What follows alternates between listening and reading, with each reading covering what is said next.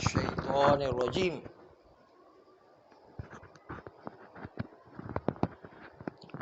بسم اللہ الرحمن الرحیم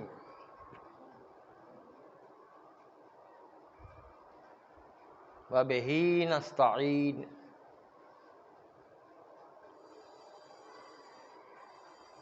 وہو خیر معین۔ اگر کسی عورت کو استحاضہ میں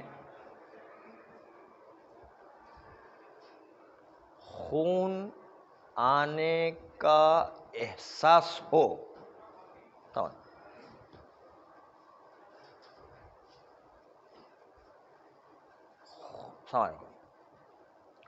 خون آنے کا احساس ہونے کے باوجود بھی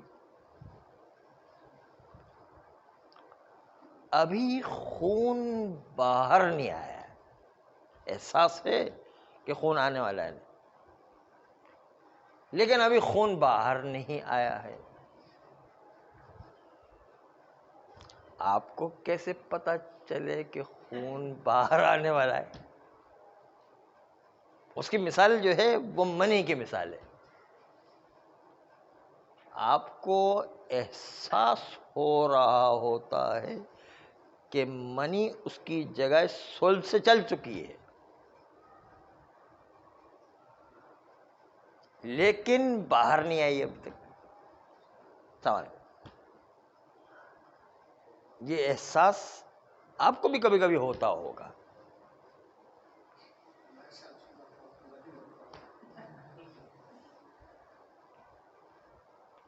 اسی طرح عورت کو بھی احساس ہو رہا ہے کہ خون اپنی جگہ سے چل چکا ہے لیکن ابھی باہر نہیں آیا ہے۔ باہر آنے کا مطلب کیا ہے؟ باہر آنے کے دو مطلب ہیں۔ ایک مطلب یہ ہے کہ شرمگاہ سے باہر آ جائے، ایک مطلب باہر آنے کا یہ ہے، یہ بھی شامل ہے، لیکن دوسرا ایک اور مطلب بھی ہے، وہ یہ کہ وہ خون باہر آنے کا مطلب ہے کہ شرمگاہ جو عورت کی اس کے اندر آ جائے، وہ بھی باہر آ جانا ہے۔ ہمارے یہاں کی طرح نہیں ہے کہ شرمگاہ سے جب تک باہر نہ نکلے تب تک جو ہے باہر آنا نہیں کہلاتا ہے۔ مردوں میں باہر آنا ایک ہی ہے کہ پورا باہر آ جائے، لیکن عورتوں میں دو باہر آنے ہیں، ایک جو ہے بالکل شرمگاہ سے باہر ہی نکل جائے، دوسرا خون جو ہے شرمگاہ کے اندر بھی آ جائے، وہ بھی باہر آنا کہلاتا ہے۔ اس لیے باہر آنے کی عورتوں میں دو قسمیں ہیں یہاں۔ جی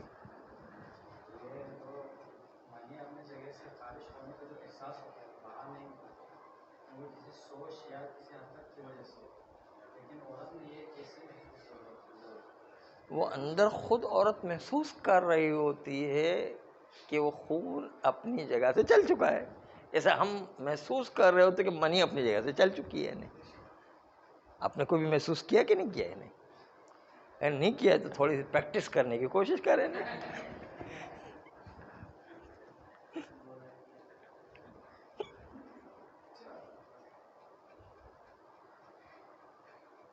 تو خون عورتوں میں دو طریقے سے باہر آنا ہے، ایک بالکل شرمگاہ سے باہر نکل آئے، دوسرے شرمگاہ کے اندر آ جائے، یہ بھی خون باہر آنا کہلاتا ہے۔ اور اسی لیے عورت کو خون آ رہا یا نہیں تو وہ کوئی نل کی طرح بالکل فوارے نہیں مارتا ہے، بلکہ جو ہے وہ شرمگاہ کے اندر روئی رکھ کے عورت آزمائش کرتی ہے اور اس سے اس کو پتہ چلتا ہے کہ خون آیا ہے نہیں آیا ہے۔ وہ اندر بھی آ جانا، باہر آ جانا ہے۔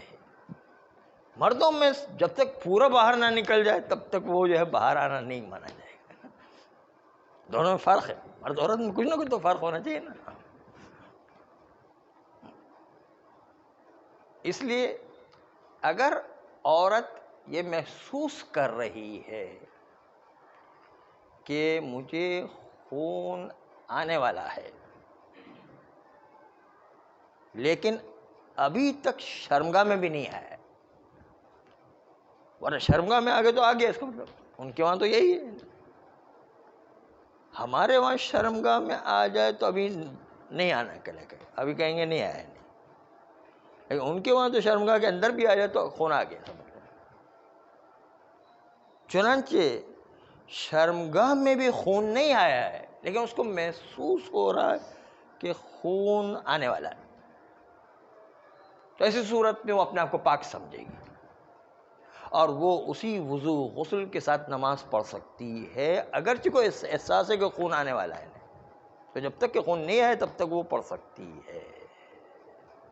تو احساس ہونا ایک الگ بات ہے، خون کا نکلنا ایک الگ بات ہے، تو الگ الگ چیزیں، اس لیے دونوں مخلوط نہ ہو جائیں.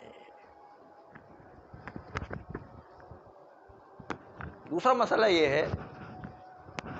کہ اگر عورت نے غسل اور وضو کر لیا اور اس کو پتہ ہے کہ مجھے دوبارہ خون آنے والا ہے، معلوم ہے اس کو کہ دوبارہ خون آنے والا ہے، وضو غسل کرنے کے بعد جب تک کہ وہ خون آتا نہیں ہے،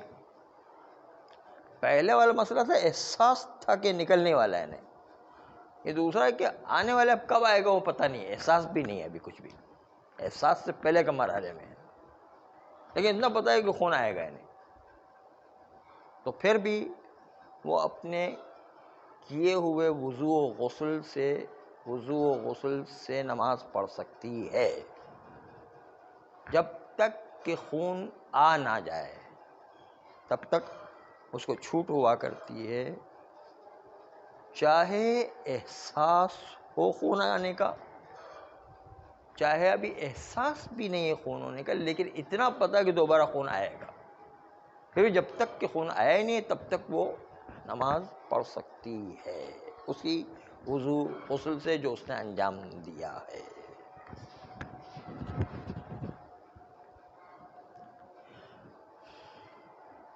تیسرا مسئلہ یہ ہے کہ کسی عورت نے وضو غسل کر لیا یا وضو غسل کیا بھی نہیں اور اس کو پتہ ہے کہ آخر وقت تک مجھے خون نہیں آنے والا ہے، آخر وقت گزرنے کے نہیں، نماز کا وقت گزرنے کے بعد اب خون آئے گا، اس کو احساس، اس کو پتہ ہے کہ یہ وقت ظہرین کی نماز کا وقت ختم ہوگا تب خون آئے گا کبھی، تو ایسی صورت میں اپنی نماز کی تاخیر کر سکتی ہے، اور شروع میں ضروری نہیں کہ وہ غسل اور وضو کرے، بلکہ آخر وقت میں وضو و غسل کر کے نماز پڑھ سکتی ہے، کیونکہ اس کو پتہ ہے کہ آخر وقت تک نہیں آئے گا، وہ تو مغرب کے بعد کہیں خون آئے گا مثلا، تو وہ تاخیر کرے اور تاخیر کر کے وضو غسل کر کے نماز پڑھے تو کوئی حرج نہیں ہے. لیکن اگر کسی عورت کو برعکس ہو، یعنی خون جاری ہے، وہ چاہے تو استحاضہ کے احکام پر عمل کر کے اول وقت میں نماز پڑھ سکتی ہے، لیکن اس پر احتیاط لازم یہ ہے کہ اگر اس کو پتہ ہے کہ آخر وقت میں میرا خون بند ہو جائے گا تو احتیاط لازم یہ کہ اول وقت نماز نہ پڑھے وہ، بلکہ خون کو رک جانے دیں،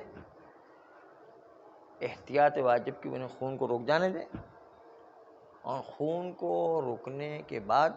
اب وضو و غسل کر کے اب نماز پڑھے،